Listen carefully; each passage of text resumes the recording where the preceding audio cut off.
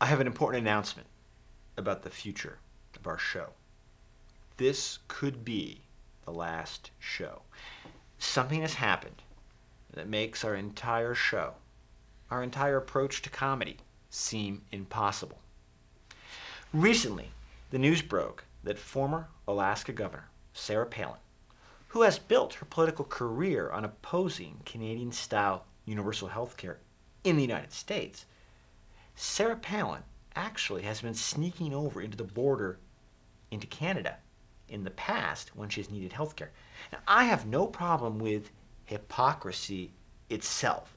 The jokes we tell on this show are based on hypocrisy in others, and even based on hypocrisy in ourselves. But this news about Sarah Palin and her sneaking over the border into Canada to get better quality health care, it puts hypocrisy into a whole new age, a whole new dimension. Let me try to explain something about our good old friend of the show, hypocrisy. It comes from the Greek, the ancient Greek. And the reason hypocrisy and comedy seem so close is because Aristophanes, the ancient Greek who was the Lenny Bruce of his time, he had an apartment upstairs that he rented to 3 people, Hy, Po, and Chrissy. To his friends, Aristophanes was also known as Mr. Farley. Well, Aristophanes, the creator of comedy, rented his upstairs apartment to Hy, who was also known as Janet, but everybody in Greece called her Hy because she was so perky and always said hi to everyone. And then Po, he was the guy of the group, and he was a cooking student. He supposedly also went by the name of Jack. Well, Chrissy, I don't think I need to introduce Chrissy. We all know what type of person Chrissy is. Now, Po, or Jack, was actually gay, but to keep him out of any trouble with Aristophanes, they all had to pretend that Po was straight. You know how the Greeks were. Well, anyway, Hy, Po, and Chrissy all lived happily and played many pranks on Mr. Farley, Aristophanes, which he then turned into masterpieces of comedy. Okay, now all this was great until one night when Po went over the edge and murdered everyone in their sleep. And he wrote hypocrisy in blood on the wall. Nobody really knows why Po went over the edge. Some people think it was when Chrissy ran away, another Chrissy moved in, but nobody thought she was as funny as the first Chrissy. But whatever it was, we know it was the death of Aristophanes and the death of comedy.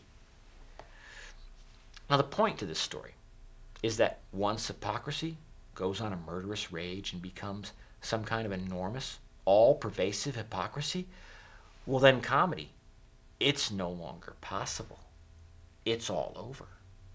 You have to remember, we make jokes about other people on this show because we know that for all their hypocrisy, that's not who they really are. We know they really have honest and sincere instincts. You can't make fun of someone that you cannot empathize with on some level. That's why we never do Hitler jokes.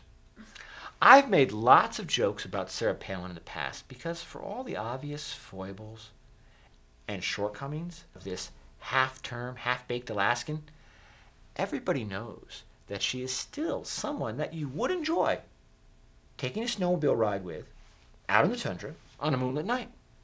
In fact, just thinking about riding a snowmobile with Sarah Palin in the moonlight, it's gotten me through many a sleepless night. Anyway, sorry.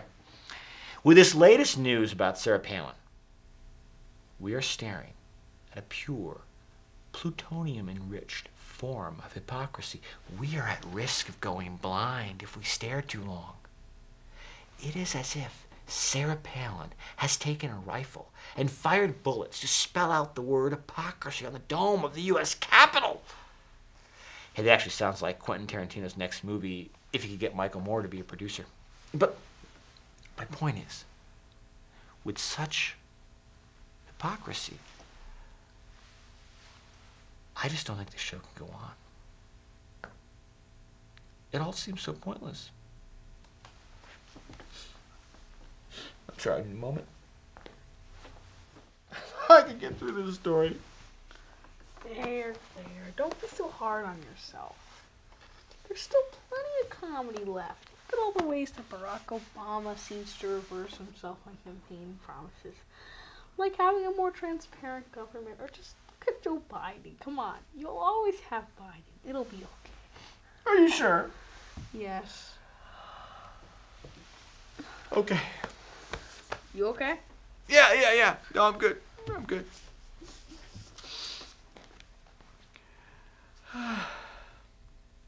We'll be right back.